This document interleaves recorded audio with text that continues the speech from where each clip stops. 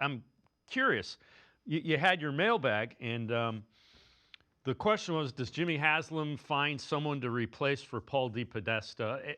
And I think I'd tweak that even a little bit. You know, who does Jimmy Haslam go to as a sounding board if he's thinking of that? Because you would think Andrew Berry and Kevin Stefanski are probably still joined. Yeah, that's interesting. I do not think he's going to replace Paul DePodesta. I don't think there's going to be a new chief strategy officer brought in, which raises an interesting question if the Haslams decide to move on from Berry and Stefanski. And I don't know if they're tied to the hip. I know they came in together. I know they've got a good working relationship. But could I envision a scenario where, the Haslams say, they think the roster was good enough to win more games and the coaching didn't get it done, or, they hamstrung Kevin Stefanski with a too young a roster. Like, I could see a division there.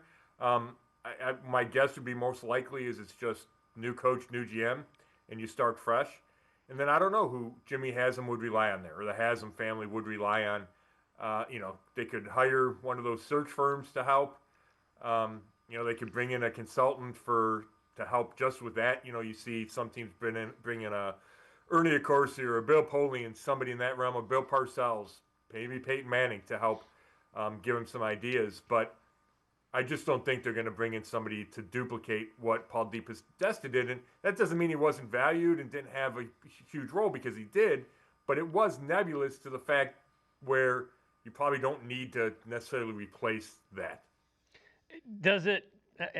It concerns me. I'll start with that. That, if you're wiping the slate clean, do you think the owner can get that right?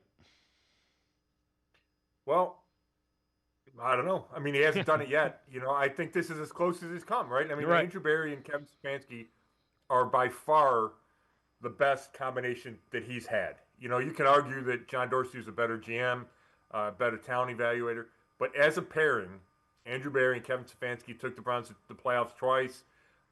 We know Kevin Stefanski was two-time coach of the year. Andrew Berry's a smart guy. He's young. All those things. So I think they came close, or they came as close as they're gonna. And we can still say the jury's still out with Berry and Stefanski.